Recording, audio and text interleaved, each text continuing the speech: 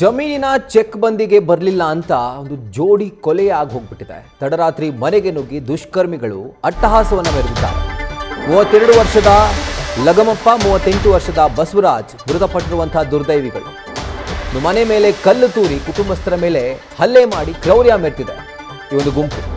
ಮನೆಯಲ್ಲಿದ್ದಂಥ ಮಕ್ಕಳು ಮತ್ತು ವೃದ್ಧರು ಸೇರಿದಂತೆ 5 ಮೇಲೆ ಈ ಹಲ್ಲೆ ಆಗಿದೆ. ಮುರಗೋಡ ಪೊಲೀಸ್ ಠಾಣೆಯಲ್ಲಿ ಕುರಿತಾಗಿ ಕೇಸ್ ಕೂಡ ದಾಖಲಾಗಿದೆ.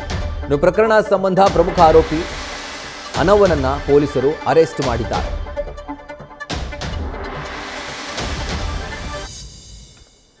ಕೇವಲ ಜಮೀನಿನ ಚೆಕ್ ಬಂದಿಗೆ ಬರಲಿಲ್ಲ ಅನ್ನುವಂಥ ಒಂದೇ ಒಂದು ಕಾರಣಕ್ಕೆ ಮನೆಗೆ ನುಗ್ಗಿ ಮಕ್ಕಳು, ಮಹಿಳೆಯರು ಯಾವುದನ್ನು ಕೂಡ ನೋಡದೆ ಹಲ್ಲೆ ಮಾಡಿ ಅಟ್ಟಹಾಸ ಮೆರೆದು ಇದು ಜೋಡಿ ಕೊಲೆಗೆ ಕಾರಣವಾಗಿದೆ ಅನವನ ಒಂದು ಗ್ಯಾಂಗ್.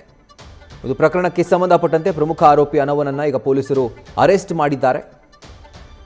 ಆ್ಯಂಡ್ ಈ ಒಂದು ಅಟ್ಟಹಾಸದಲ್ಲಿ, ಈ ಒಂದು ಹಲ್ಲೆಯಲ್ಲಿ 32 ವರ್ಷದ ಲಗಮಪ್ಪ ಹಾಗೂ 38 ವರ್ಷದ ಬಸವರಾಜ್ ಮೃತಪಟ್ಟಿದ್ದಾರೆ. ಸುದೀರ್ಘವಾದಂಥ ಒಂದು ಪ್ರಕರಣ ಇದು. ಅಂದರೆ ಯಲ್ಲಪ್ಪನ ಜೊತೆಗೆ 15 ವರ್ಷಗಳ ಹಿಂದೆ ಅನವ ಮದುವೆ ಆಗಿರ್ತಾಳೆ. ಇನ್ನು 8 ತಿಂಗಳ ಹಿಂದೆ ಯಲ್ಲಪ್ಪನನ್ನು ಬಿಟ್ಟು ಅನವ ತವರು ಮನೆ ಸೇರಿರ್ತಾಳೆ.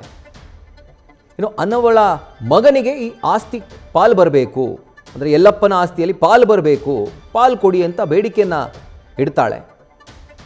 ಆಗ 9 ಎಕರೆ ಪೈಕಿ 1 ಎಕರೆಯನ್ನು ನೀಡೋದಕ್ಕೆ ಯಲ್ಲಪ್ಪ ಒಪ್ಕೊಳ್ತಾನೆ. ಆದರೆ ಹಂಚಿಕೆಯಾಗಿದ್ದಂಥ ಜಮೀನು ಚೆಕ್ ಬಂದಿಗೆ ಅನವಳ ತಂದೆ ಕರೆದಿರ್ತಾರೆ. ಆದರೆ ಬಂದಿಲ್ಲ ಅನ್ನುವಂಥ ಒಂದೇ ಒಂದು ಕಾರಣಕ್ಕೆ ಈ ರೀತಿಯಾದಂಥ ಅಟ್ಟಹಾಸವನ್ನು ಇವರು ಮೆರೆದಿರುವಂಥದ್ದು. 32 ವರ್ಷದ ಲಗಮಪ್ಪ, 38 ವರ್ಷದ ಬಸವರಾಜ್ ಸಾವನ್ನಪ್ಪಿರುವಂಥ ದುರ್ದೈವಿಗಳಾಗಿದ್ದಾರೆ. ಚೆಕ್ ಬಂದಿ ಅಂತಂದರೆ ಈ ಮೆಷರ್ಮೆಂಟ್ ಅಂತ ಏನು ಕರಿತೀವಿ, ಸೈಟ್ನ ಮೆಷರ್ಮೆಂಟ್, ಜಮೀನಿನ ಮೆಷರ್ಮೆಂಟ್, ಆ ಪ್ರೋಸೆಸ್ಗೆ ಅಧಿಕಾರಿಗಳು ಕರೆದ್ರು ಅಥವಾ ಅವರ ಸಮಕ್ಷಮದಲ್ಲಿ ಏನೊಂದು ಆಗುತ್ತೆ ಮೆಷರ್ಮೆಂಟ್, ಚೆಕ್ ಬಂದಿ, ಅದಕ್ಕೆ ಬರಲಿಲ್ಲ ಅನ್ನುವಂಥ ಒಂದೇ ಒಂದು ಕಾರಣಕ್ಕೆ ಈ ರೀತಿಯಾದಂಥ ಅಟ್ಟಹಾಸವನ್ನು ಮೆರೆದು ಜೋಡಿ ಕೊಲೆಗೆ ಇವರು ಕಾರಣರಾಗಿದ್ದಾರೆ.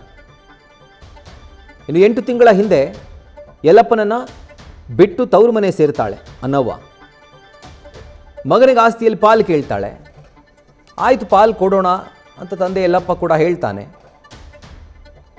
ಇನ್ನು ಅನ್ನವಳ ತಂದೆ ಹಂಚಿಕೆಯಾಗಿದ್ದಂಥ 1 ಎಕರೆ ಜಮೀನೇನಿದೆ ಅದರ ಚೆಕ್ ಬಂದಿಗೆ ಕರೆದಿದ್ರು. ಆದರೆ ಯಲ್ಲಪ್ಪನ ತಂದೆ ಹಾಗೂ ಸಹೋದರರು ಕೋರ್ಟ್ ಕೇಸ್ಗೆ ಹೋಗಿದ್ರು. ಇದರಿಂದ ಚೆಕ್ ಬಂದಿಗೆ ಹೋಗದೇ ಇದ್ದಿದ್ದಕ್ಕೆ ಸಿಟ್ಟಿಗೆ ಹೇಳ್ತಾರೆ ಅನ್ನವಳ ಕುಟುಂಬಸ್ಥರು. ನಂತರ ಮನೆಗೆ ನುಗ್ಗಿ ಅಟ್ಟಹಾಸ ಗೈದು ಇಬ್ಬರನ್ನು ಕೊಂದು ಹಾಕ್ತಾರೆ.